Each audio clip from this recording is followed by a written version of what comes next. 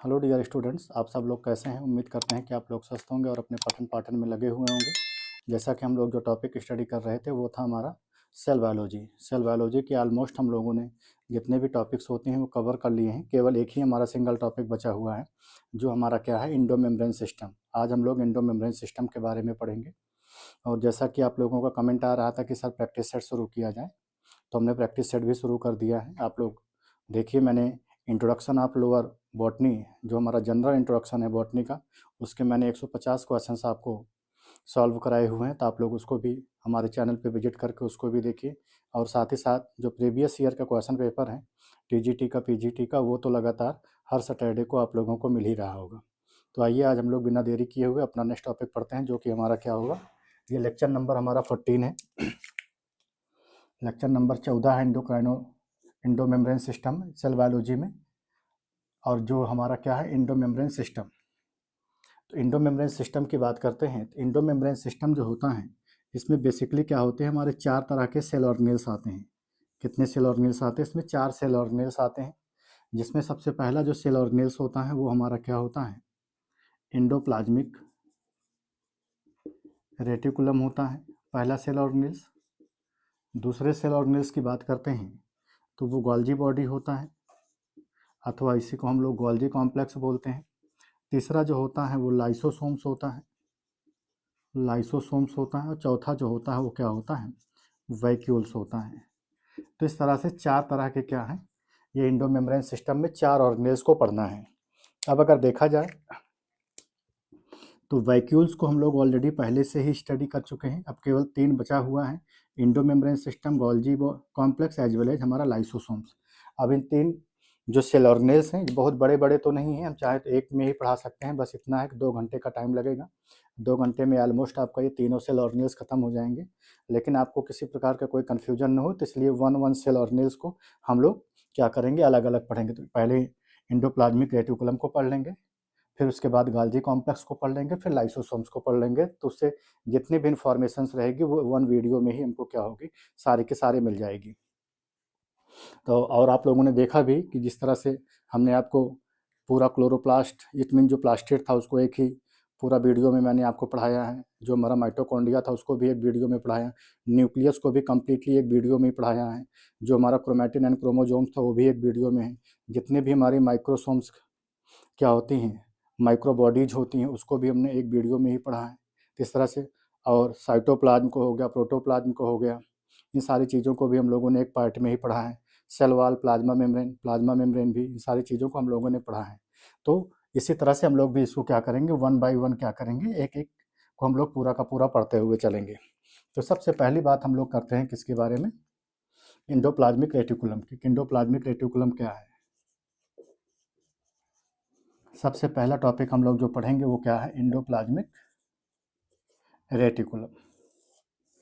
अब endoplasmic reticulum की अगर हम लोग बात करें तो जो प्लाज्मिक होता है, इस प्लाज्मिक का मतलब होता है नेटवर्क। क्या होता है, नेटवर्क, अथवा हम लोग इसी को बोलते हैं नेट लाइक। एक ऐसा है नेट लाइक अथवा जाल नुमा क्या होती है, एक संरचना होती है। वहीं पर अगर हम प्लाज्मिक की बात करते हैं तो ये क्या होता है, साइटोप्लाज्म होता है। इसका मतलब साइटोप्लाज्म होता है। वहीं इंडो की बात करते हैं तो इंडो का मतलब जो होता है वो क्या होता है, इंडो सॉरी इसका जो मतलब होता है वो क्या होता है, इनर मेम्ब्रेन। क्या होता है इसका मतलब, इनर, या इनर पार्ट बोल सकते हैं। तो इस तरह से क्या हो गया कि ये क्या होता है, एक इनर पार्ट होता है जो कि साइटोप्लाज्म में ही क्या होता है, पूरा का पूरा क्या होता है, स्कैटर्ड होता है। और ये कैसा होता है, नेटवर्क लाइक होता है। इसीलिए सबसे पहला पॉइंट ही इसको हम लोग बोलते हैं, ये क्या होता है, एक नेटवर्क मेम्ब्रेन। नेटवर्क मेम्ब्रेन होता है जो कि क्या होता है, scattered in cytoplasm, scattered in cytoplasm, जो कि क्या होता है, साइटोप्लाज्म में क्या होता है, ये स्कैटर्ड होता है। इसका मतलब ये क्या हुआ कि एक नेटवर्क मेम्ब्रेन्स होता है या नेटवर्क लाइक मेम्ब्रेन होती है, जो कि क्या होती है, साइटोप्लाज्म में कम्प्लीटली क्या होती है, अपने को देखने को मिलता है कि ये स्कैटर्ड्स होता है। दूसरी बात अपने को देखने को मिलती है कि ये क्या होता है, दूसरी बात अपने को देखने को मिलती है कि ये आउटर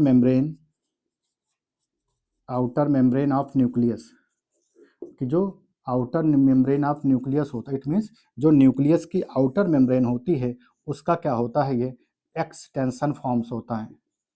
इसका जो फॉर्मेशन होता है वो कहाँ से देखने को मिलता है कि जो आउटर न्यूक्लियर मेम्ब्रेन होती है किसकी, न्यूक्लियस की, वहाँ से क्या होता है, इसका फॉर्मेशंस होता है। कहाँ से इसका फॉर्मेशंस होता है, जो न्यूक्लियस की आउटर मेम्ब्रेन होती है वहाँ से इसका फॉर्मेशंस होता है।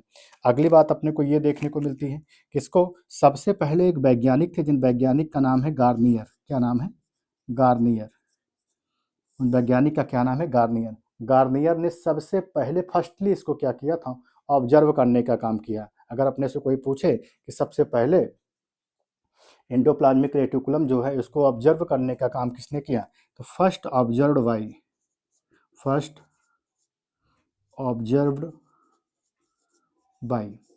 ऑब्जर्व्ड बाई जो हैं वो कौन है, हमारे गार्नियर हैं। गार्नियर ने क्या किया था सबसे पहले, ऑब्जर्व्ड बाई एंडोप्लाज्मिक रेटिकुलम।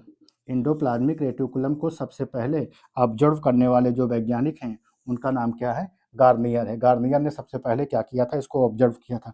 कब किया था, 1897 में, 1897 ईस्वी में। और इसको उन्होंने एक नाम दिया था, इसको क्या बोला था इन्होंने, इरेगोप्लास्ट, इरगैस्ट्रो, क्या नाम दिया था इन्होंने, प्लाज्म बोला था, इरगैस्ट्रोप्लाज्म। एंडोप्लाज्मिक को हम लोग क्या नाम देते हैं, इरगैस्ट्रोप्लाज्म का नाम देते हैं। तो इन्होंने क्या किया था, गार्नियर वैज्ञानिक ने क्या किया था, उसको एक दूसरे नाम से संबोधित किया था और उसका नामकरण उन्होंने क्या कहा था, इरगैस्ट्रो, नॉट गैस्ट्रो, सॉरी, इरगैस्ट्रोप्लाज्म उन्होंने नाम दिया था। क्या नाम दिया था, इरगैस्ट्रोप्लाज्म का नाम दिया, किसका, एंडोप्लाज्मिक रेटिकुलम को। ये कैसा होता है, ये नेटवर्क लाइक अथवा नेट लाइक स्ट्रक्चर्स होता है जो कि साइटोप्लाज्म का में पाया जाता है। ये इनर पार्ट होता है। अगली बात जो होती है, इनर मोस्ट पार्ट होता है। ये नेटवर्क मेम्ब्रेन होता है जो कि साइटोप्लाज्म में ही क्या होता है, स्कैटर्स होता है। ये न्यूक्लियस की आउटर मेम्ब्रेन का क्या होता है, एक्सटेंशन फॉर्म्स होता है। गार्नियर वैज्ञानिक ने सबसे पहले क्या किया था, एंडोप्लाज्मिक रेटिकुलम को ऑब्जर्व करने का काम किया। इन्होंने 1897 में क्या किया था, उसको ऑब्जर्व किया था और इसका नाम उन्होंने रखा था इस इरगैस्ट्रोप्लाज्म रखा। क्या रखा इसका नाम, इरगैस्ट्रोप्लाज्म रखा, इन्होंने इसका नामकरण किया। दूसरे जो वैज्ञानिक थे जिन्होंने इस नेम को सबसे पहले दिया था, नेम इंडोप्लाज्मिक, इसका जो एब्रिएशन फॉर्म्स होगा वो क्या होगा, ER, name endoplasmic reticulum was given by, कि जो नाम इंडोप्लाज्मिक रेटिकुलम है उसको सबसे पहले देने का जो क्रेडिट है वो किनको जाता है, के आर पोर्टर। किनको जाता है, के आर पोर्टर को जाता है। के आर पोर्टर ने सबसे पहले क्या किया था, इसका नामकरण किया था। कब किया था, 1945 से लेकर के 1948 के मध्य में। 1945 से लेकर के 1948 के मध्य में क्या किया था, उन्होंने इसका नामकरण किया था। किसने नामकरण किया था, नेम जो देने का क्रेडिट है इंडोप्लाज्मिक रेटिकुलम को, उसको किसका नाम है, के आर पोर्टर को। हम लोग इंडोप्लाज्मिक रेटिकुलम को शॉर्ट फॉर्म में क्या बोल सकते हैं, इसका जो एब्रिएशन फॉर्म होता है वो क्या होता है, ई आर होता है। हम लोग इसको ई आर बोल सकते हैं। वहीं पर तीसरी बात ये आती है, ये तो पहले डिस्कवरर्स हो गए जो कि मैंने यहाँ पर लिखा, ये दूसरे हो गए जिन्होंने इसके नाम को दिया था। अगर हम बात करते हैं तीसरे की, किसके, अल्ट्रा स्ट्रक्चर को देने का जो क्रेडिट है वो किसका है, ultra structure of endoplasmic reticulum, कि जो इंडोप्लाज्मिक रेटिकुलम है इसके अल्ट्रा स्ट्रक्चर्स को देने का काम किनका है। तो यहाँ पर तीन वैज्ञानिक हैं। पहले जो वैज्ञानिक हैं उनका नाम है के आर पोर्टर, क्या है, के आर पोर्टर हैं। दूसरे वैज्ञानिक की बात करते हैं तो दूसरे जो हैं एल्बर्ट क्लाड हैं, एल्बर्ट क्लाड हैं। तीसरे वैज्ञानिक की बात करते हैं तो उनका जो नाम है वो क्या है, ई आर फुल्लम, ई आर फुल्लम। इन्होंने क्या किया था, तीनों वैज्ञानिकों ने 1945 में, 1945 ईस्वी में क्या किया था, उन्होंने जो अल्ट्रा स्ट्रक्चर्स होता है किसका, एंडोप्लाज्मिक रेटिकुलम को, उसको देने का काम किया। तो अगर अपने से कोई भी पूछे कि सबसे पहले ऑब्जर्व किसने किया था, तो ऑब्जर्व करने का जो क्रेडिट है इंडोप्लाज्मिक रेटिकुलम का वो गार्नियर का है। नेम इंडोप्लाज्मिक रेटिकुलम जो देने का क्रेडिट है वो के आर पोर्टल का है। वहीं पर अल्ट्रा स्ट्रक्चर जो होता है इंडोप्लाज्मिक रेटिकुलम को, उसको देने का जो क्रेडिट है वो के आर पोर्टर का है, एल्बर्ट क्लाड का है, एज वेल एज क्या है, ई आर फुलम का है। तो ई आर फुलम ने, इन तीनों वैज्ञानिकों ने 1945 ईस्वी में क्या किया, इसका नामकरण किया, अल्ट्रा स्ट्रक्चर्स को दिया। और गार्नियर ने इंडोप्लाज्मिक रेटिकुलम को एक दूसरा नाम दिया था जिसको उन्होंने क्या बोला था, इरगैस्ट्रोप्लाज्म का नाम दिया, ये भी बहुत इंपॉर्टेंट है। हम लोग नेक्स्ट इसके बात कर लेते हैं कि जो हमारा एंडोप्लाज्मिक रेटिकुलम होता है, अगर इस आईआर की बात करते हैं, IR found in all eukaryote, ये जितने भी यूकैरियोट्स होते हैं सब में देखने को मिलता है, एक्सेप्ट किस में छोड़ करके, तो जो क्या होती हैं, जर्मिनल सेल होती हैं। जर्मिनल सेल्स का मतलब क्या हो गया, जैसे स्पर्म में देखने को मिलता है, ओवम में, इसमें क्या होती है, ये एब्सेंट देखने को मिलती है। वहीं पर साथ ही साथ अपने को देखने को मिलता है कि जो मैच्योर मैमेलियन आरबीसी है, मैमेलियन आरबीसी है, उस मैमेलियन आरबीसी सेल्स में भी क्या होता है, ये कम्प्लीटली अपने को देखने को मिलता है कि क्या होता है कि जो एंडोप्लाज्मिक रेटिकुलम होता है वो एब्सेंट होता है। वहीं पर अपने को देखने को मिलता है कि जैसे स्पर्म में भी, ओवम में भी, वहीं पर देखने को मिलता है कि जो endoplasmic reticulum are absent in prokaryotic cell, कि जो हमारी प्रोकैरियोटिक सेल्स होती हैं उनमें भी क्या होता है, एंडोप्लाज्मिक रेटिकुलम क्या होता है, एब्सेंट होता है। स्पर्म को, ओवम को हम लोग और भी क्या एक नाम देते हैं, इसी को हम लोग एम्ब्रियोनिक सेल भी बोलते हैं। क्या बोलते हैं, एम्ब्रियोनिक सेल, जर्मिनल सेल, अथवा इसी को हम लोग एम्ब्रियोनिक सेल का भी नाम देते हैं। कि स्पर्म में, ओवम में क्या होता है, अपने को देखने को मिलता है कि जो एंडोप्लाज्मिक रेटिकुलम होता है वो यहाँ पर क्या होता है, एब्सेंट देखने को मिलता है। तो कई सारे पॉइंट अपने को पता चल गए। सबसे पहली बात कि एंडोमेम्ब्रेन सिस्टम में एंडोप्लाज्मिक रेटिकुलम के बारे में, गोल्जी कॉम्प्लेक्स के बारे में, लाइसोसोम्स के बारे में, एज वेल एज वैक्यूल्स के बारे में हम लोग पढ़ेंगे। वैक्यूल्स को हम लोग ऑलरेडी फिनिश कर चुके हैं, तो केवल 3 ही सेल ऑर्गेनेल्स बचे हुए हैं, जिन सेल ऑर्गेनेल्स को क्या करेंगे हम लोग वन लेक्चर्स में क्या करेंगे, पढ़ेंगे। तो आज का जो अपना लेक्चर्स है वो क्या है, एंडोप्लाज्मिक रेटिकुलम के बारे में हम लोग पढ़ रहे हैं। जो हमारा एंडोप्लाज्मिक रेटिकुलम है वो स्कैटर लाइक फॉर्म्स होता है। एंडोप्लाज्मिक रेटिकुलम जो होता है वो साइटोप्लाज्म में क्या होता है, पाया जाता है। ये जो आउटर न्यूक्लियर मेम्ब्रेन होती है उसका क्या होता है, एक्सटेंशन फॉर्म्स होता है। अभी मैं पिक्चर बना भी रहा हूँ। और साथ ही साथ इसको गार्नियर ने इरगैस्ट्रोप्लाज्म का नाम दिया रेटिकुलम को। नेम इंडोप्लाज्मिक रेटिकुलम जो था के आर पोर्टर ने दिया था। और अल्ट्रा स्ट्रक्चर ऑफ इंडोप्लाज्मिक देने का काम जो है वो के आर पोर्टर का है, एल्बर्ट क्लार्क का है, as well as E R Fullam का है। जो हमारा इंडोप्लाज्मिक रेटिकुलम होता है सभी यूकारियोटिक सेल्स में पाया जाता है, लेकिन कुछ को छोड़ करके, जैसे जर्मिनल सेल अथवा जो एम्ब्रियोनिक सेल्स होती हैं, it means sperm and ovum में भी क्या होता है, एब्सेंट होता है। जो हमारा मैच्योर मैमेलियन आरबीसी सेल्स होती है इसमें भी क्या होता है, अपना देखने को मिलता है कि इंडोप्लाज्मिक रेटिकुलम जो होता है एब्सेंट होता है। वहीं पर जो हमारी प्रोकार्योटिक सेल्स होती हैं इसमें भी क्या होता है, अपने को देखने को मिलता है कि जो एंडोप्लाज्मिक रेटिकुलम होता है वो एब्सेंट होता है। वहीं पर बात आती है मच डेवलप, सबसे ज़्यादा जो डेवलप इंडोप्लाज्मिक रेटिकुलम होता है किसमें देखने को मिलता है, तो जो क्या होती है, मेरिस्टेमेटिक टिश्यू सेल्स होती हैं। जो मेरिस्टेमेटिक टिश्यू होता है इसमें क्या होता है, सबसे ज़्यादा डेवलप फॉर्म में एंडोप्लाज्मिक रेटिकुलम जो होता है अपने को देखने को मिलता है। तो ये तो था इन केस में उसका एक इंट्रोडक्शंस के बारे में। उसके बाद हम लोग इसमें पढ़ते हैं मॉडिफिकेशन और उसके स्ट्रक्चर्स की भी बात करते हैं। पहले आप लोग इसका एक स्क्रीनशॉट ले लीजिए, फिर हम लोग उसके आगे चलते हैं और कुछ स्पेसिफिक पॉइंट को हम लोग डिस्कस करते हैं। तो आप लोग इसका एक स्क्रीनशॉट लीजिए। अब हम लोग उसमें पढ़ते हैं कि जो एंडोप्लाज्मिक रेटिकुलम है और भी किन किन सारी चीज़ों से देखने को मिलता है। तो एंडोप्लाज्मिक रेटिकुलम के अगर हम लोग एक स्ट्रक्चर्स की बात करें, तो ये क्या होता है, जो न्यूक्लियर मेम्ब्रेन्स होती हैं जिसको हम लोग आउटर न्यूक्लियर मेम्ब्रेन बोलते हैं, उस आउटर न्यूक्लियर मेम्ब्रेन से क्या होता है, एक्सटेंट फॉर्म्स होता है। अगर वो उसका एक्सटेंशन फॉर्म्स होता है तो जो हमारी आउटर न्यूक्लियर मेम्ब्रेन्स होती हैं उसके ऊपर क्या होता है, अपने को देखने को मिलता है कि राइबोसोम्स भी जो होता है पाया जाता है। और यहाँ पे जो राइबोसोम्स अपने को देखने को मिलता है, पाया जाता है, वो हमारा कैसा होता है, वो एटीएस टाइप्स का होता है। अब हम यहाँ पर बनाते हैं, ये क्या हो गया, न्यूक्लियस की बॉडी हो गई। बहुत छोटा फिगर बना रहे हैं ताकि अपने को लिखने का स्पेस मिल जाए। ये क्या हो गया, न्यूक्लियस की बॉडी हो गई। अब न्यूक्लियस कैसा होता है, ये डबल वॉल्ड मेम्ब्रेन होती है। ये न्यूक्लियस हो गया जो कि उसकी डबल वॉल मेम्ब्रेन होती है। अब इसका जो एक्सटेंट फॉर्म्स होता है,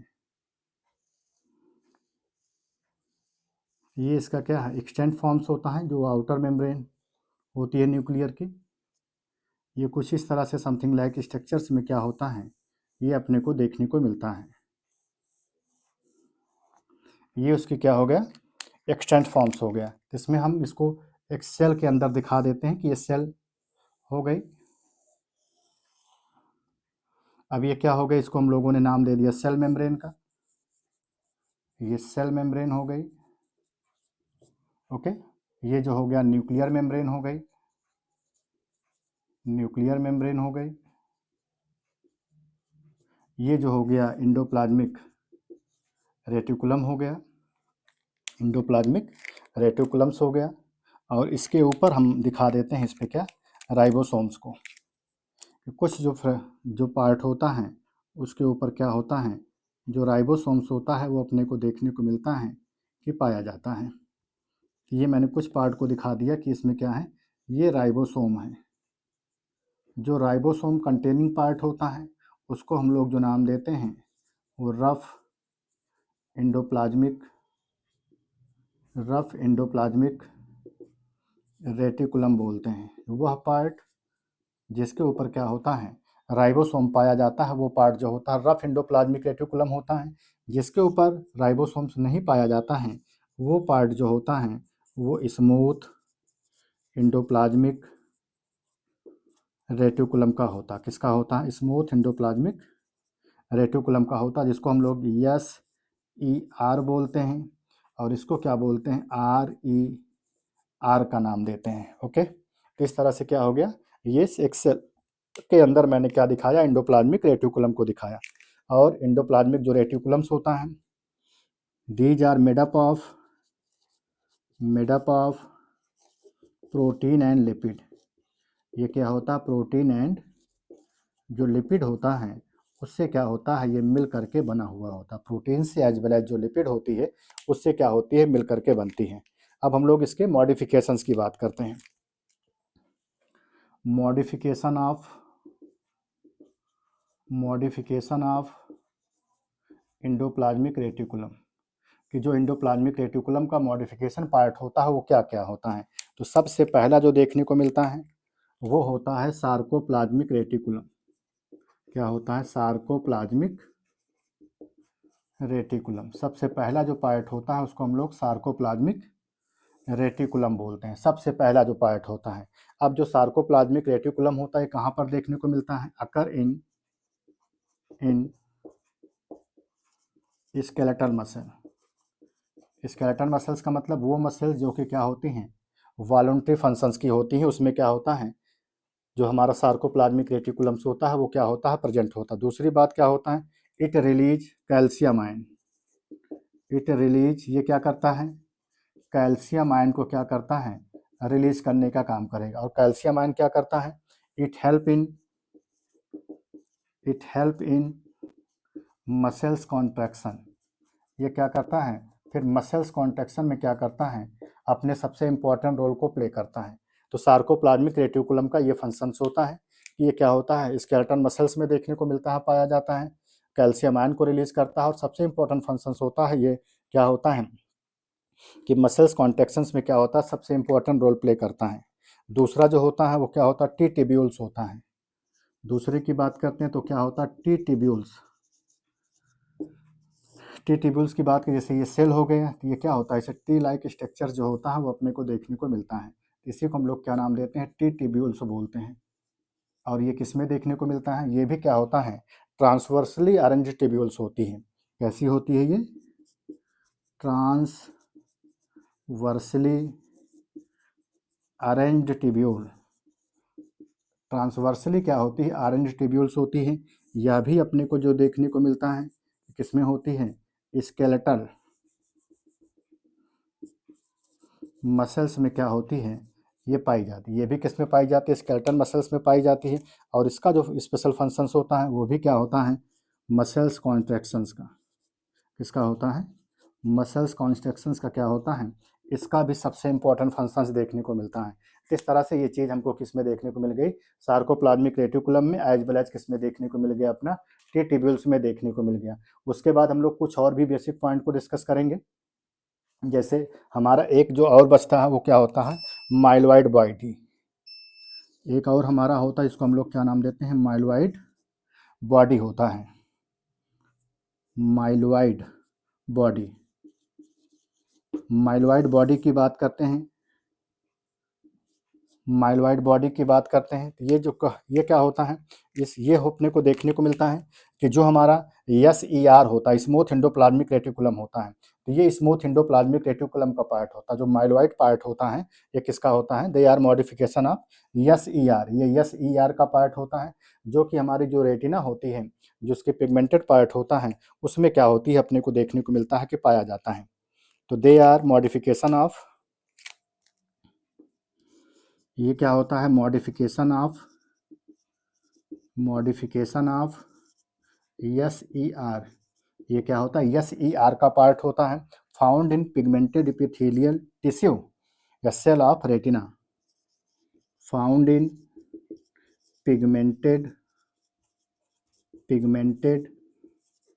एपिथेलियल सेल ऑफ रेटिना। कि क्या होता है, जो रेटिना का पार्ट होता है उसमें क्या होता है, ये अपने को देखने को मिलता है कि पाया जाता है। इस तरह से क्या हो गया, ये इसके 3 बेसिक मॉडिफिकेशन पार्ट हो गए, सार्कोप्लाज्मिक रेटिकुलम हो गया, टी ट्यूब्यूल्स हो गया, एज वेल एज क्या हो गया, माइलॉइड बॉडी हो गई। तो sarcoplasmic reticulum as well as T tubules दोनों क्या होते हैं, स्केलेटल मसल्स में पाए जाते हैं। दोनों का फंक्शन जो होता है मसल्स कॉन्ट्रैक्शंस में होता है। सार्कोप्लाज्मिक रेटिकुलम से क्या होता है, कैल्शियम आयन रिलीज होता है। बस इतना अपने को याद रखना। टी ट्यूब्यूल जो होती है वो ट्रांसवर्सली क्या होती है, अरेंज होती है। माइलॉइड बॉडी जो होती है वो जो हमारा स्मूथ एंडोप्लाज्मिक रेटिकुलम का ये वाला पार्ट होता है, ये इसका मॉडिफिकेशन पार्ट होता है, जो कि हमारी जो रेटिना होती है उसमें क्या होता है अपने को देखने को मिलता है, पाया जाता है। Found in pigmented epithelial cells of retina, इसमें क्या होता है, ये पाया जाता है। तो आप लोग इसका एक स्क्रीनशॉट ले लीजिए। ये पार्ट अभी हम नहीं रफ करेंगे क्योंकि इस पार्ट का बार बार नाम आता रहेगा, इसलिए हम लोग इसको यहीं पर छोड़ देते हैं। क्योंकि ये हमारा एंडोप्लाज्मिक रेटिकुलम है, तो इस एंडोप्लाज्मिक रेटिकुलम का पिक्चर आता रहेगा, तो हम आपको SER और RER बताते रहेंगे। अब हम लोग बात करते हैं इसमें कौन कौन से एंजाइम्स पाए जाते हैं। आई होप आप लोग इसका स्क्रीनशॉट ले लिए होंगे। अब हम लोग इसमें बात करते हैं कि इसमें कौन कौन से जो हमारे स्पेसिफिक टाइप से क्या होते हैं, एंजाइम्स होते हैं। तो इसमें क्या होते हैं, डिफरेंट टाइप्स के हमारे क्या होते हैं, एंजाइम्स जो होते हैं वो यहाँ पर क्या होते हैं, पाए जाते हैं।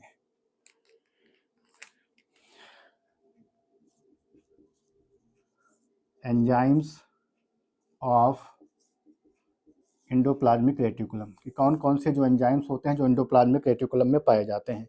पहला जो एंजाइम्स होता है वो होता है ग्लूकोज 6, क्या होता है, फास्फेटेज, ग्लूकोज 6 जो फास्फेटेज होता है वो अपने को देखने को मिलता है। दूसरा जो होता है वो क्या होता है, न्यूक्लियोटाइड डाईफास्फेटेज होता है। क्या होता है, दूसरा क्या होता है, न्यूक्लियोटाइड डाईफास्फेटेज देखने को मिलता है। तीसरा जो होता है वो क्या होता है, मैग्नीशियम आयन एक्टिवेटेड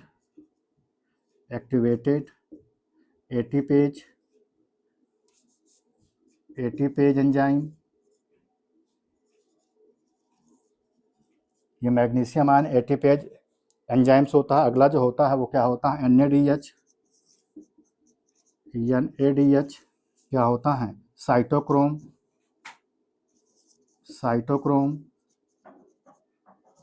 सी रिडक्टेज, क्या होता है, सी रिडक्टेज। तो ये क्या होते हैं, हमारे 4 तरह के क्या होते हैं, एंजाइम्स देखने को मिलते हैं। इसमें कितना हो गए, 4 टाइप के क्या होते हैं हमारे एंजाइम्स होते हैं जो कि यहाँ पर देखने को मिलते हैं। और ये चारों तरह के जो एंजाइम्स होते हैं ये किसके लिए रिस्पॉन्सिबल्स होते हैं, concern with the synthesis of किसके किसके लिए सिंथेसिस में होते हैं। जैसे इसमें क्या होता है, ट्राईग्लिसराइड की क्या होती है, सिंथेसिस देखने को मिलती है।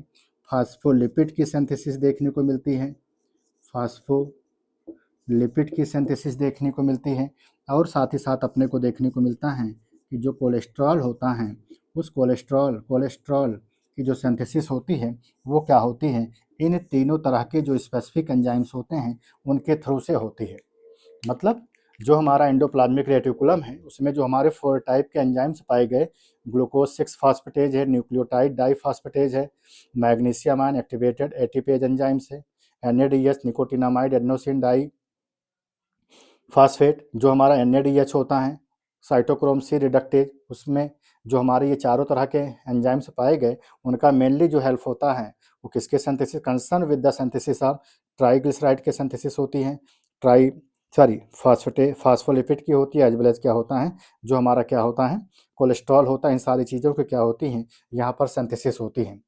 अभी इसका आप लोग एक एंजाइम का स्क्रीनशॉट ले लीजिए, फिर हम लोग इसके कंपोनेंट की बात करते हैं, इसमें कौन कौन से जो कंपोनेंट्स होते हैं वो पाए जाते हैं। तो अगर हम लोग एंडोप्लाज्मिक रेटिकुलम्स की बात करें, एंडोप्लाज्मिक रेटिकुलम में हमारे क्या होते हैं, 3 मुख्य जो कंपोनेंट्स होते हैं वो पाए जाते हैं, जिसमें एक सिस्टर्नी होता है, एक ट्यूब्यूल्स होता है, और अगला क्या होता है विजाइकल्स होता है। क्या होता है विजाइकल से देखने को मिलता है। तो 3 तरह के क्या होते हैं मुख्य कंपोनेंट्स हैं। तो नेक्स्ट हम लोग बात करते हैं component of endoplasmic reticulum. Endoplasmic reticulum में पहला जो कंपोनेंट है वो क्या है, वो सिस्टर्नी है। दूसरे की बात करें तो वो क्या है टिब्यूल्स है, दूसरा क्या टिब्यूल्स है। और तीसरे की बात करते हैं तो वो क्या होता है विजाइकल्स है। तो 3 क्या होते हैं इसमें कंपोनेंट्स देखने को मिलते हैं, पहला सिस्टर्नी देखने को मिलता है, दूसरा टिब्यूल्स देखने को मिलता है, तीसरा क्या होता है वो विजाइकल्स होता है। जो सिस्टर्नी का डायामीटर देखते हैं तो 40 से क्या होता है 50 माइक्रोन मीटर का होता है।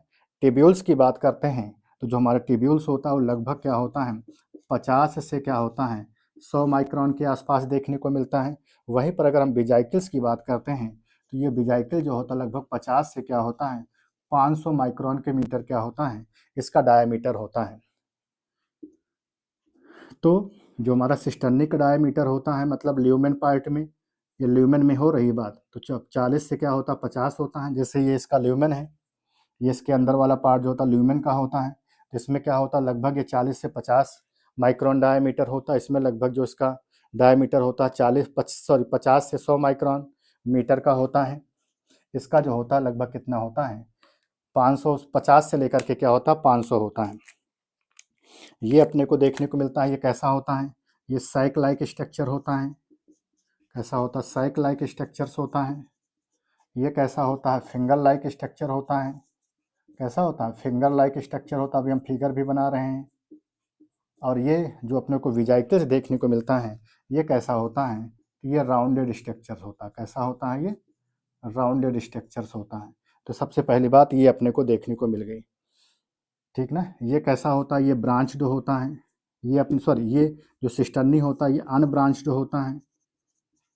ये अनब्रांच्ड अपने को देखने को मिलता है। ये जो देखने को मिलता है ये कैसा होता है ब्रांच्ड होता है। ये ब्रांच्ड होता है, इसका ब्रांच या अनब्रांच से कोई मतलब नहीं है, क्योंकि ये कैसा होता है ये विजाइकल्स है जो कि अपने को देखने को मिलता है कि कैसा होता है ऐसे सर्किल फॉर्म्स में क्या होता है ये ऐसा देखने को मिलता है। जिसका सबसे इम्पोर्टेंट जो फंक्शंस देखने को मिलता है वो क्या होता है स्टोरेज में, कंसर्न विद स्टोरेज। ये सबसे इम्पोर्टेंट जो इसका रोल होता है वो क्या करता है स्टोरेज में होता है। इसलिए साइक लाइक हो गया, ये अनब्रांच्ड हो गया, ये फिंगर लाइक हो गया, ये कैसा हो गया ब्रांच।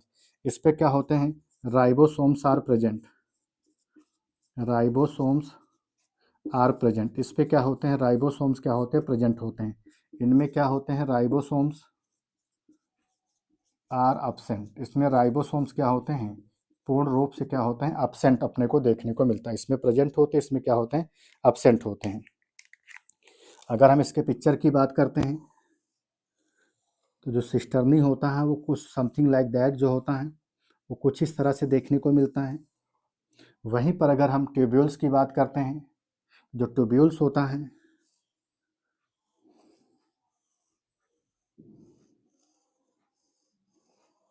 ये कुछ इस तरह से देखने को मिलता है। ये हमारा क्या होता है ये ट्यूब्यूल्स का पार्ट होता है।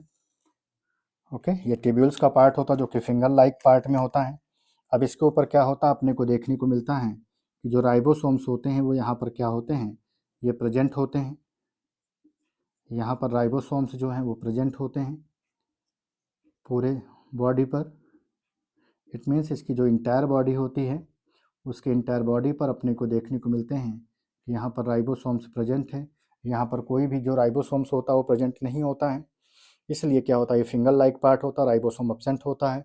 ये अनब्रांच्ड होता है, सैक लाइक स्ट्रक्चर्स होता है, इसमें जो हमारा राइबोसोम्स होता है प्रेजेंट होता है। ये राउंडेड अथवा स्फेरिकल बॉडी होती है, जो कि क्या होती है, स्टोरेज के लिए क्या होती है, रिस्पॉन्सिबल्स होती है। ये तो था किसके बारे में, कंपोनेंट ऑफ एंडोप्लाज्मिक रेटिकुलम, जिसमें सिस्टर्नी के बारे में पढ़ा गया, ट्यूब्यूल्स के बारे में पढ़ा गया, एज वेल एज इसके बारे में हम लोगों ने पढ़ा, विजाइकल्स के बारे में पढ़ा। अब आप लोग इसका भी एक स्क्रीनशॉट ले लीजिए, फिर हम लोग चलते हैं पढ़ते हैं टाइप्स ऑफ एंडोप्लाज्मिक रेटिकुलम। अब एंडोप्लाज्मिक रेटिकुलम में दो पार्ट होते हैं, एक जो होता है हमारा क्या होता है, रफ एंडोप्लाज्मिक रेटिकुलम होता है, एक जो होता है स्मूथ एंडोप्लाज्मिक रेटिकुलम होता है। तो आप लोग इसका एक स्क्रीनशॉट ले लीजिए, फिर हम लोग पढ़ते हैं वन बाय वन, एक एक को। सबसे पहले हम लोग पढ़ेंगे रफ एंडोप्लाज्मिक रेटिकुलम के बारे में। अब हम लोग वन बाय वन क्या करेंगे, सारी चीज़ों के बारे में पढ़ेंगे। तो पहला जो है वो क्या है, रफ एंडोप्लाज्मिक रेटिकुलम। अब आप इस फिगर को देखिए, और फिगर में मैंने आपको बताया है कि यहाँ पर रफ एंडोप्लाज्मिक रेटिकुलम का पार्ट कौन सा है।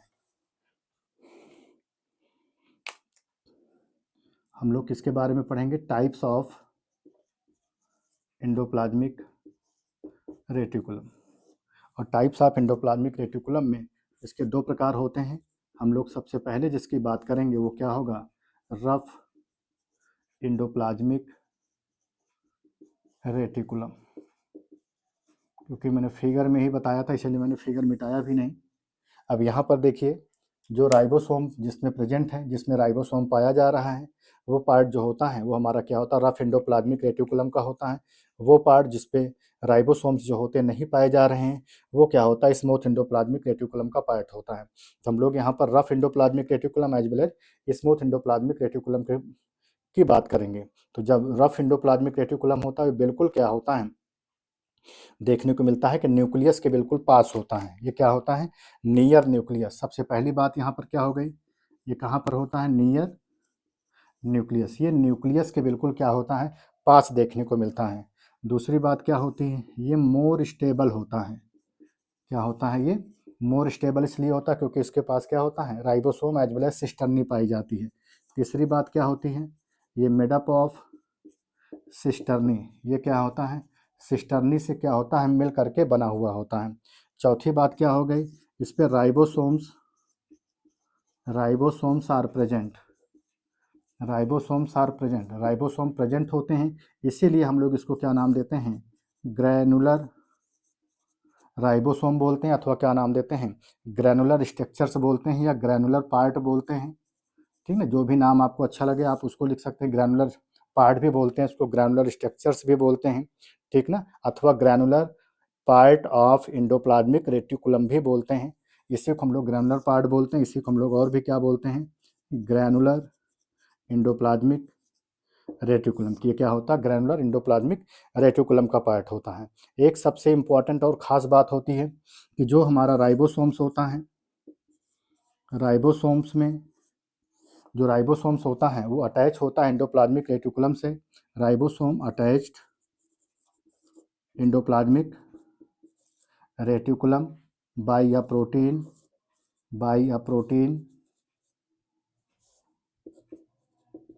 Called glycoprotein. उसको क्या बोलते हैं, ग्लाइकोप्रोटीन बोलते हैं। और जो ग्लाइकोप्रोटीन होती है, ग्लाइको जो प्रोटीन होती है वो दो होती हैं। एक को हम लोग क्या नाम देते हैं, राइबोफ्लोरिन 1, राइबोफ्लोरिन फर्स्ट बोलते हैं। दूसरे को क्या बोलते हैं, राइबोफ्लोरिन सेकंड। एक क्या होता है, राइबोफ्लोरिन फर्स्ट होता है, क्या होता है, राइबोफ्लोरिन सेकंड प्रोटीन होती है। फर्स्ट प्रोटीन हो गई, ये क्या होती है, सेकंड प्रोटीन होती हैं।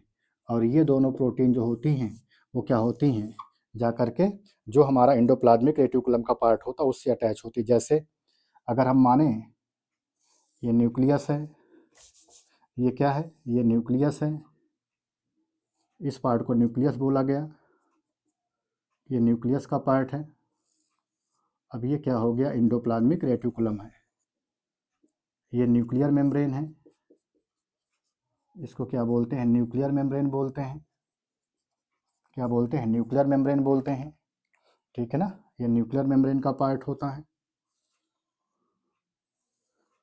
हम न्यूक्लियस आपको पढ़ा चुके हैं ऑलरेडी, इसलिए आपको समझ में आ जाएगा। ये न्यूक्लियर मेम्ब्रेन हो गया। ये जो हो गया एंडोप्लाज्मिक रेटिकुलम हो गया।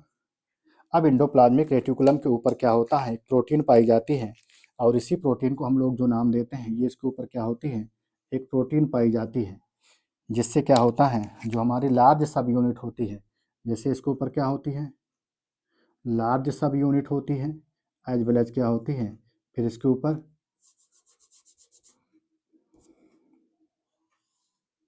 ये क्या हो गया, ये लार्ज सब यूनिट हो गई, जो कि मान लीजिए कि 80s 60s हो गया। ये क्या हो गया, स्मॉल सब यूनिट हो गई, जो कि क्या हो गई 40। इसका मतलब हम किसकी बात कर रहे हैं, 80s टाइप के राइबोसोम्स की बात कर रहे हैं, क्योंकि 80s टाइप का जो राइबोसोम्स होता है वही क्या होता है, यूकैरियोटिक सेल्स में क्या होता है, पाया जाता है। और ये क्या हो गया, अब ये पॉइंट जो हो गया, ये इसको हम लोग क्या नाम देंगे, ये हमारा होगा राइबोफोरिन प्रोटीन। और इस राइबोफोरिन प्रोटीन से जो अटैच होता है वो हमेशा इसके साथ में क्या होगा, जो लार्ज सब यूनिट होती हैं वही इसके साथ में अटैच होती हैं। इसका मतलब ऑलवेज जो होगा वो 60s का जो राइबोसोम्स होगा वही इसके साथ में क्या होगा, अटैच होगा। इस बात को आपको याद रखना है कि जो राइबोफोरिन प्रोटीन्स होती हैं एंडोप्लाज्मिक रेटिकुलम से, उसकी लार्ज सब यूनिट क्या करती है, बाइंड करती हैं, ठीक ना। इसका मतलब क्या हो गया, ribophorin protein connect 60s ribosome, ribophorin protein, ribophorin protein connect 60s ribosome, always क्या करती है, उससे 60s राइबोसोम्स जो होता है वो कनेक्ट करता है, वो भी किससे, with the surface of, with the surface of RER, मतलब रफ एंडोप्लाज्मिक रेटिकुलम का जो पार्ट होता है उसके सरफेस से क्या होती है, वो कनेक्ट होती है। और भी कुछ पॉइंट की अगर हम लोग बात करते हैं, तो जो हमारा रफ एंडोप्लाज्मिक रेटिकुलम होता है ये 2/3 पार्ट ऑफ एंडोप्लाज्मिक रेटिकुलम का होता है। ये कैसा होता है, अनब्रांच्ड होता है। ये कैसा होता है, अनब्रांच्ड देखने को मिला, ठीक है, क्योंकि सिस्टर ने भी आपने देखा था अनब्रांच था, तो ये 5वां करेक्टर हो गया, ये इसका 6ठा करेक्टर्स हो गया, ये इसका 7वां करेक्टर्स हो गया, ये इसका 8वां करेक्टर्स हो गया, आप लोगों ने देखा।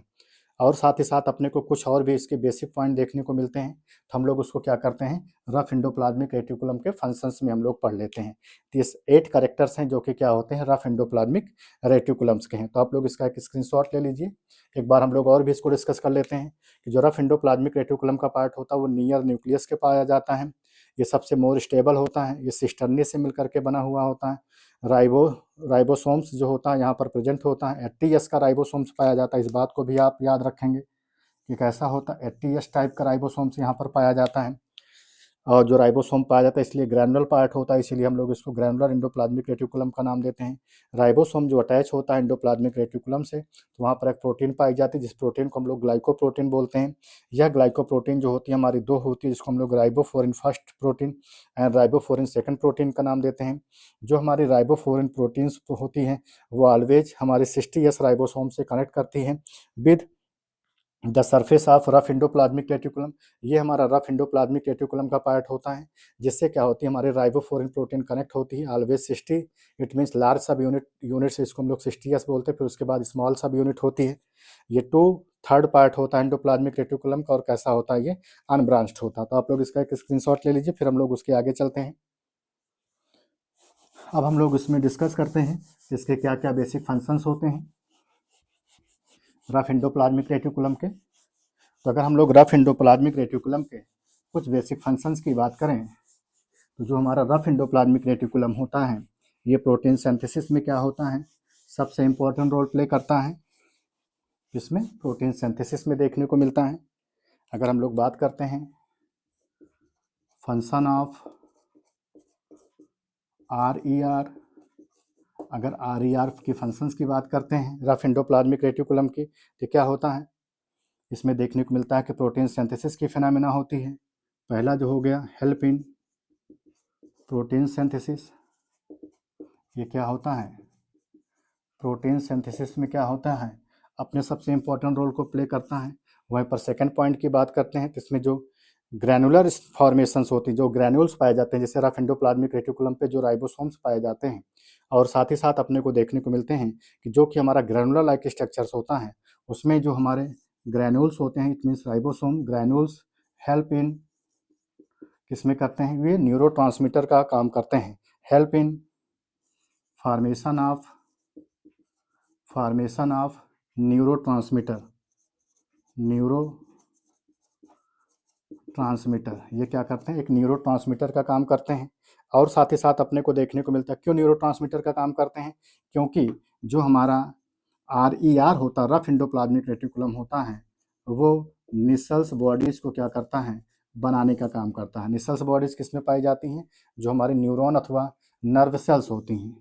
अगर हम न्यूरॉन अथवा नर्व सेल्स के स्ट्रक्चर्स की बात करते हैं, तो जो न्यूरॉन अथवा नर्व सेल्स होता है, उसमें देखने को मिलता है कि एंडोप्लाज्मिक रेटिकुलम का क्या होता है, मॉडिफाइड फॉर्म्स होता है, जिसको हम लोग क्या बोलते हैं, निसल्स बॉडीज़ बोलते हैं। निसल्स बॉडीज़ को सबसे पहले एक वैज्ञानिक थे जिनका नाम था निसल्स, उन्होंने सबसे पहले उसको डिस्कवर किया, और उन्होंने बताया कि इसके अंदर जो सबसे ज़्यादा एसेंशियल मात्रा में पाया जाता है वो प्रोटीन होती है, दूसरा क्या होता है, RNA होता है। तो यहाँ पर प्रोटीन जो होती है वो पाई जाती है, इसीलिए इसको निसल्स बोला गया, क्योंकि जो हमारा रफ एंडोप्लाज्मिक रेटिकुलम होता है उसके ऊपर क्या होता है, राइबोसोम्स जो होता है वो पाया जाता है। अगली बात जो अपनी को देखने को मिलती है, जो हमारी रफ एंडोप्लाज्मिक रेटिकुलम होता है वो मोर इन पैंक्रियाटिक सेल, जो हमारी पैंक्रियाटिक सेल होती है उसमें भी क्या होता है, अपने को देखने को मिलता है। साथ ही साथ लीवर सेल में भी देखने को मिलता है, और एंड जो नर्व सेल्स होती हैं उनमें भी क्या होता है, अपने को देखने को मिलता है कि हमारी क्या होती हैं, जो RER का पार्ट होता है उसमें क्या होता है, पाया जाता है। तो इस तरह से क्या हो गया, कुछ हमारे ये क्या हो गए, बेसिक फंक्शंस हो गए, जो कि अपने को देखने को मिला कि किस में हो गया, फंक्शन ऑफ RER में हो गया। अब किस में देखने को मिला, ये प्रोटीन सिंथेसिस में हेल्पफुल होती हैं, और साथ ही साथ क्या होता है, इससे जो हमारे एंडोप्लाज्मिक रेटिकुलम इट मीन जो RER होता है वो मॉडिफाइड फॉर्म्स होता है निसल्स बॉडीज़ का, और निसल्स बॉडीज़ क्या करती हैं, एक ग्रेनुल लाइक स्ट्रक्चर्स होता है जो कि न्यूरोट्रांसमीटर का काम करते हैं। और ये जो हमारा RER होता है मोर इन पैंक्रियाटिक सेल्स में देखने को मिलता है, लीवर सेल्स में देखने को मिलता है, एज वेल एज किस में देखने को मिलता है, हमारे नर्व सेल्स में देखने को मिलता है। लेकिन सबसे इंपॉर्टेंट जो फंक्शंस होता है वो क्या होता है, इसका RER का प्रोटीन सिंथेसिस में होता है। तो आप लोग इसका भी एक स्क्रीनशॉट ले लीजिए, फिर हम लोग दूसरा पार्ट पढ़ते हैं किसके बारे में, SER, जिसको हम लोग स्मूथ एंडोप्लाज्मिक रेटिकुलम बोलते हैं। अब आप ये पार्ट देखिए, जिसके ऊपर राइबोसोम्स यहाँ पर नहीं पाए गए हैं, ये पूरा का पूरा पार्ट, इस पूरे के पूरे पार्ट को हम लोग जो नाम देते हैं वो क्या बोलते हैं, इसी को हम लोग स्मूथ एंडोप्लाज्मिक रेटिकुलम का पार्ट बोलते हैं, स्मूथ एंडोप्लाज्मिक रेटिकुलम। तो हम लोग नेक्स्ट बात कर लेते हैं किसके बारे में, स्मूथ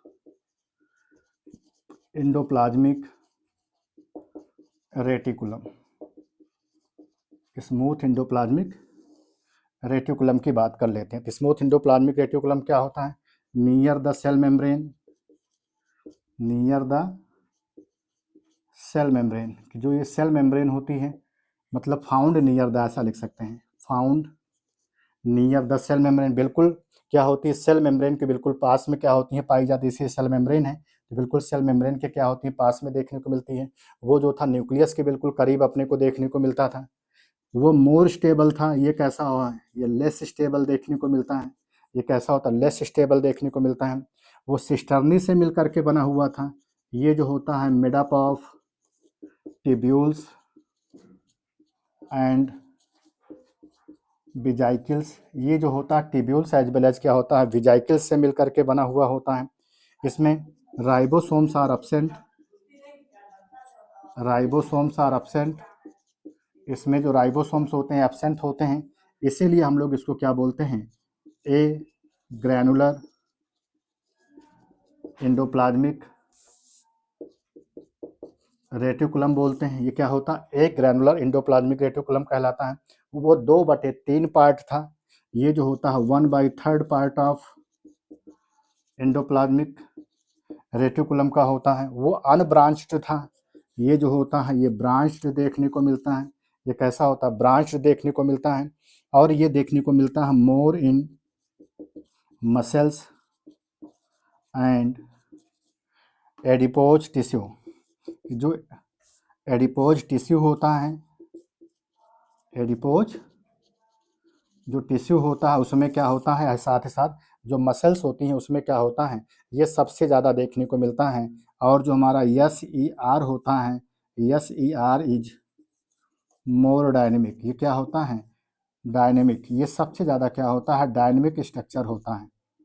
क्या होता है? ये सबसे ज़्यादा डायनेमिक स्ट्रक्चर्स होता है। अगर हम इसके सिंथेसिस की बात करें, सॉरी, अगर हम इसके फंक्शंस की बात करें, इसका जो फंक्शंस होता है वो किस में होता है? Synthesis of lipid as well as glycogen.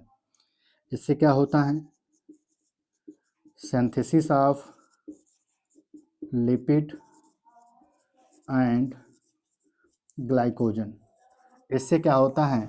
Lipid की एज वेल एज क्या होती है? जो सिंथेसिस लिपिड की एज वेल एज जो ग्लाइकोजन होता है उसकी जो सिंथेसिस होती है वो अपने को देखने को मिलता है। इस तरह से क्या हो गया? ये कंप्लीटली हमारा किसके बारे में हो गया? स्मूथ एंडोप्लाज्मिक रेटिकुलम के बारे में हो गया। कि स्मूथ एंडोप्लाज्मिक रेटिकुलम जो होता है वो नियर द सेल पाया जाता है, सेल मेम्ब्रेन के बिल्कुल पास में पाया जाता है। ये लेस स्टेबल होता है। ये टेब्यूल्स एज वेल एज जो हमारा विजाइकल्स होता है उससे मिल करके बनता है। इसमें राइबोसोम्स नहीं पाए जाते, इसीलिए हम लोग इसको एक ग्रैनुलर एंडोप्लाज्मिक रेटिकुलम बोलते हैं। ये लगभग जो होता है 1/3 पार्ट होता है एंडोप्लाज्मिक रेटिकुलम का। ये ब्रांच जो होता है ये मोर क्या होता है? देखने को मिलता है मसल्स में as well as adipose tissue में देखने को मिलता है। ये क्या होता है? सबसे ज़्यादा मोर डायनेमिक होता है। इसका जो फंक्शंस देखने को मिलता है वो क्या होता है? Synthesis of lipid as well as glycogen में क्या होते हैं? इसके सबसे इंपॉर्टेंट रोल होता है। नेक्स्ट हम लोग बात कर लेते हैं, इसका एक पार्ट और है। कुछ स्पेशल स्ट्रक्चर्स अपने को देखने को मिलते हैं या कुछ स्पेशल फॉर्म्स होते हैं जो कि अपने को देखने को मिलता है, किससे होते हैं, हम लोग उसकी बात कर लेते हैं। अब हम लोग बात कर लेते हैं किसके बारे में? जो हमारा क्या होता है?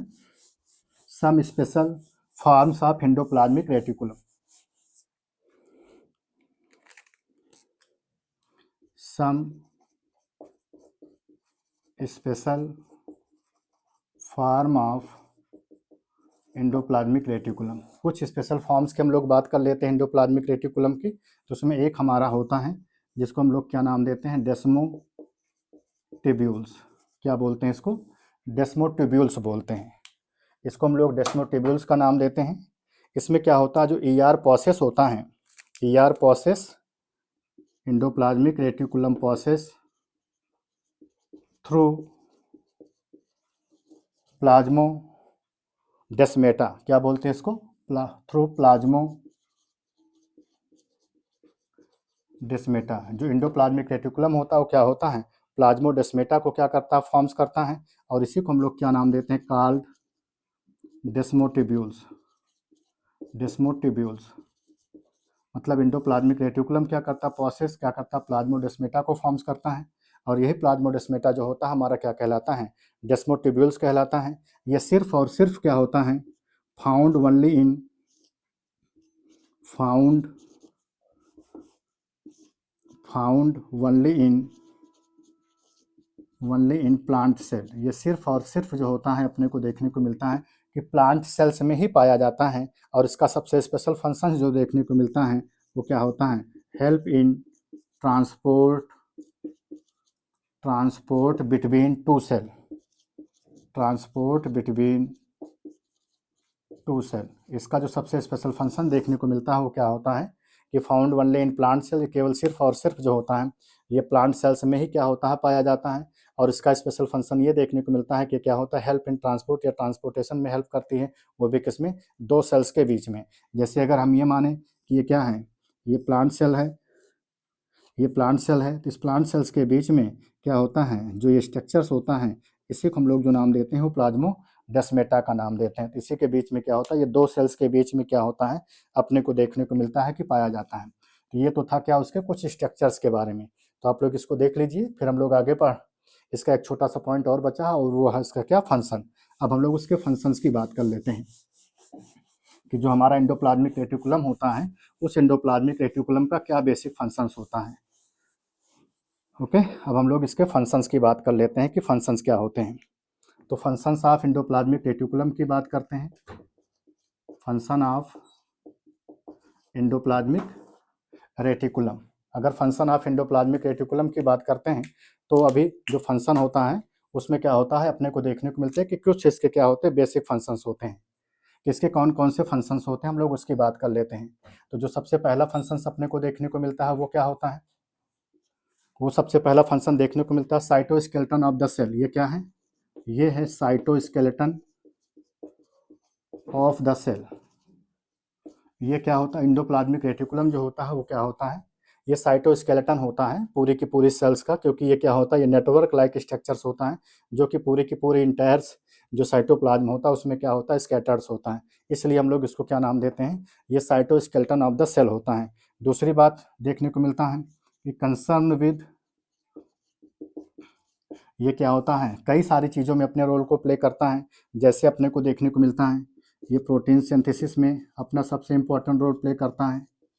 किसमें होता है, प्रोटीन सिंथेसिस में देखने को मिलता है, लिपिड सिंथेसिस में देखने को मिलता है,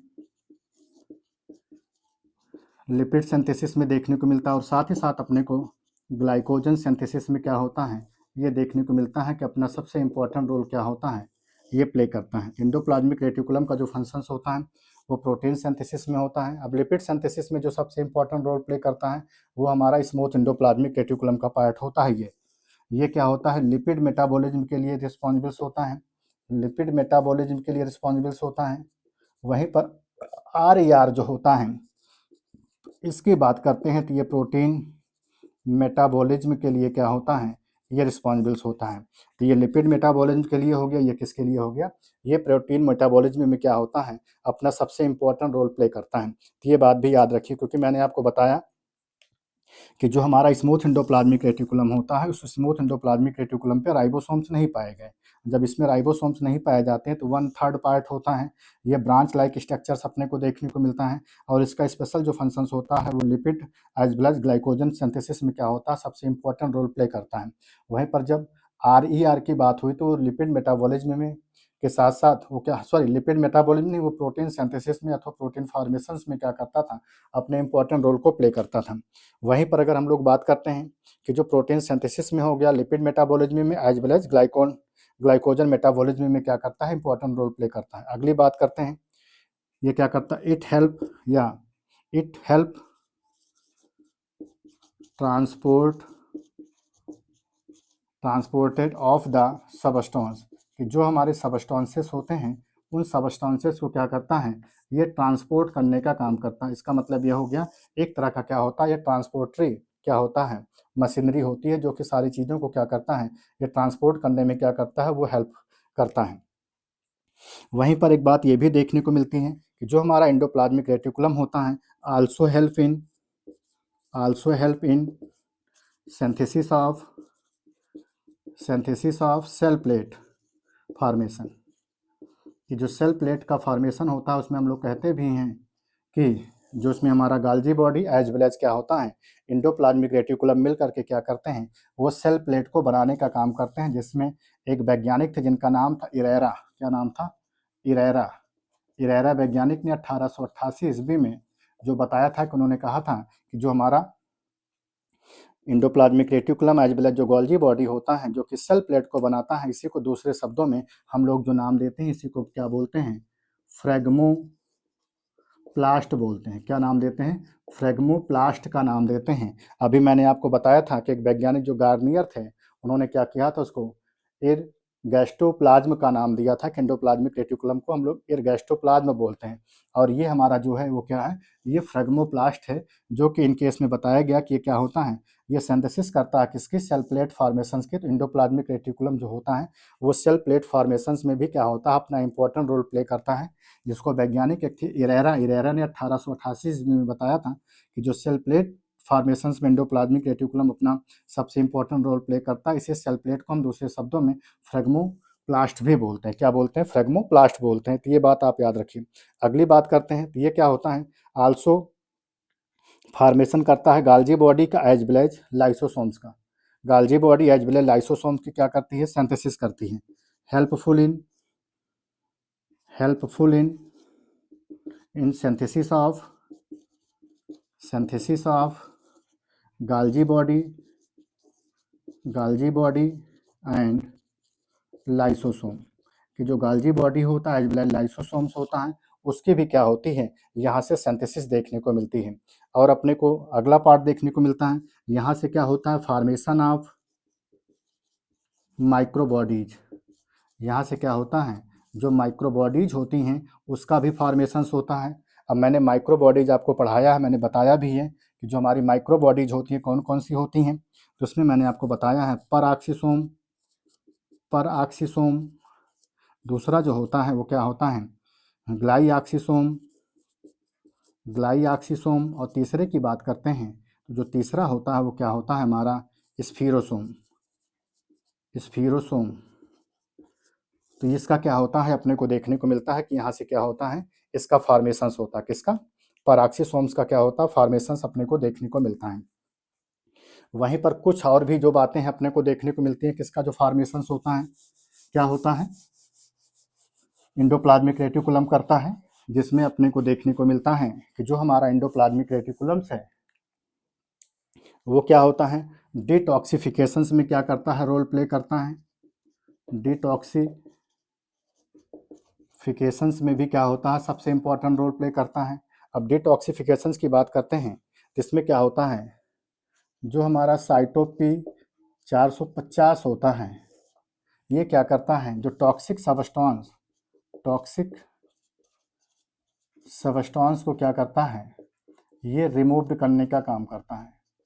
क्या होता है, इसको क्या करता है, वो वहाँ से रिमूव करने का काम करेगा। इसका मतलब जो एंडोप्लाज्मिक रेटिकुलम होता है वो क्या करता है, रिमूव्स करता है किसको, जो भी हमारे टॉक्सिक सबस्टांस होते हैं। साइटोक्रोम P40 मतलब 450 मतलब 450 के थ्रू से क्या करता है, सारे के सारे जो भी टॉक्सिक मटेरियल्स होते हैं उसको एलिमिनेट करने का काम करता है।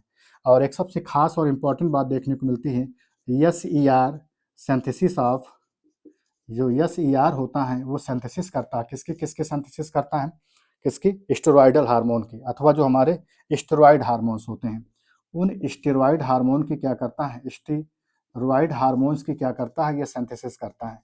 और जो हमारे स्टेरॉयड हार्मोन्स होते हैं उनमें से, अब ये हार्मोन्स है तो इसका मतलब ये कैसे हार्मोन्स,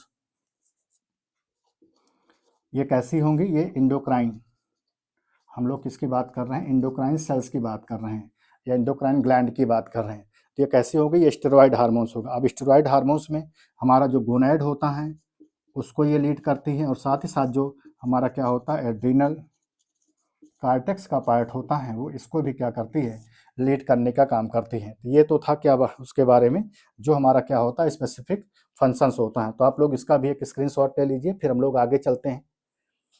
आई होप अब इसके बाद आपका कुछ नहीं बचा है, क्योंकि डिटॉक्सिफिकेशन ये सारे के इसके बाद पूरे के पूरे फंक्शंस हो गए। अब मुझे नेक्स्ट सेल ऑर्गेनेज इसमें डिस्कस नहीं करना है, क्योंकि नेक्स्ट सेल ऑर्गेनेज पढ़ाएंगे तो आपका अभी 2 बचा हुआ है, लाइसोसोम एंड गोल्गी बॉडी, तो आपका वीडियो काफ़ी बड़ा हो जाएगा।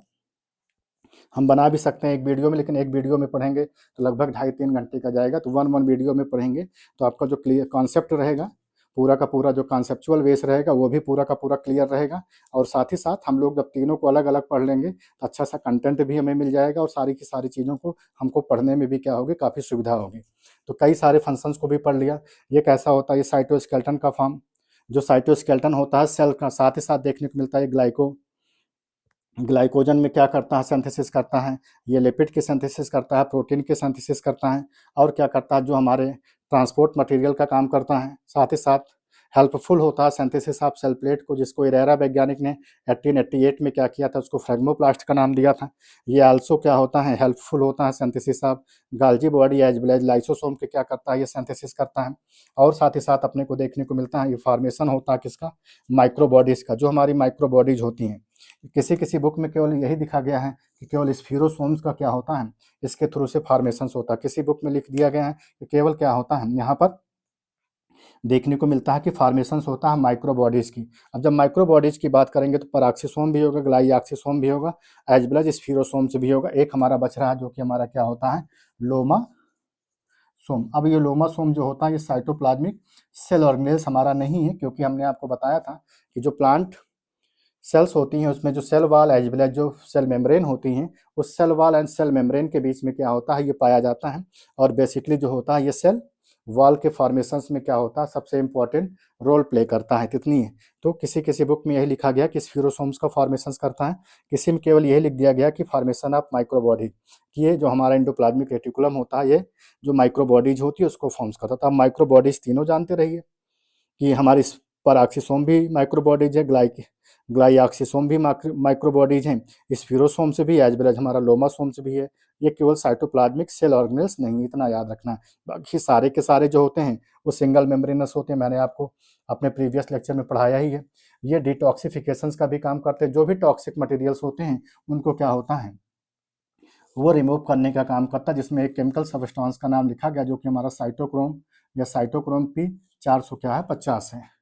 फिर हमारा क्या है, एस की जो सिंथेसिस होती है, जो हमारा स्मूथ एंडोप्लाज्मिक रेटिकुलम होता है वो सिंथेसिस करता है हमारे स्टेरॉयडल हार्मोन को, जो हमारे स्टेरॉयडल हार्मोन्स होते हैं, जो कि हमारे एंडोक्राइन सेल अथवा एंडोक्राइन ग्लैंड्स होती हैं, जिसमें मुख्यतः क्या करता है ये गोनाइड को एज वेल एज जो हमारे एड्रीनल कार्टेक्स से रिलीज होने वाले हार्मोन्स होते हैं वो उनको क्या करता है बेसिकली लीड करता है।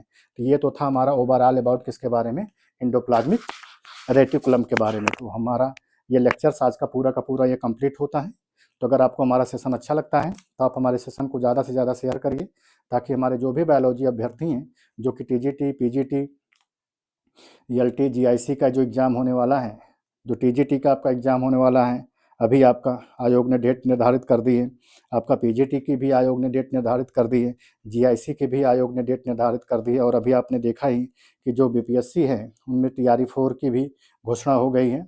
तो आप लोग अगर इन सब की तैयारी कर रहे हैं तो उन सब के लिए क्या होगा, ये ज़्यादा से ज़्यादा आपके लिए बेनिफिशियल्स रहेगा। तो इसलिए आप इसको ज़्यादा से ज़्यादा लोगों तक शेयर करिए, ताकि जो भी हमारे बायोलॉजी एस्पिरेंट्स हैं उसको देखें। क्योंकि ये कोई रील तो है नहीं कि हम रील बना रहे हैं, तो ये हमारा कंटेंट है, जो बायोलॉजी वाले जो बायोलॉजी एस्पिरेंट्स होंगे वही इसको लाइक करेंगे। तो आप लोग इसको ज़्यादा से ज़्यादा शेयर करिए, और मैंने आपसे कहा अपने कमेंट को भी दिया करिए कि आपको हमारा सेशन कैसे लग रहा है। अगर आप हमको अपने कमेंट को देंगे तभी हम उसमें समझ पाएंगे कि हमारा जो कंटेंट है वो कैसा लग रहा है, ताकि हम और भी मेहनत करके आपको क्या करें, ज़्यादा से ज़्यादा कंटेंट को देने का प्रयास करें। क्योंकि कोई जो है सर्वगुण संपन्न तो है नहीं कि सारी चीज़ें जो हैं सारी की सारी बायोलॉजी सबको याद हो गई, तो उसके लिए कोई ना कोई रॉ मटेरियल्स की ज़रूरत पड़ती है। तो उसकी हेल्प से हम क्या करेंगे, किताबों का सारी चीज़ों का संग्रह करके हम आपको अच्छा से अच्छा कंटेंट देने का प्रयास करेंगे। तो अगर आपको सेशन अच्छा लगता है तो आप शेयर भी करिए। तो आज के सेशन में इतना ही, धन्यवाद, जय हिंद।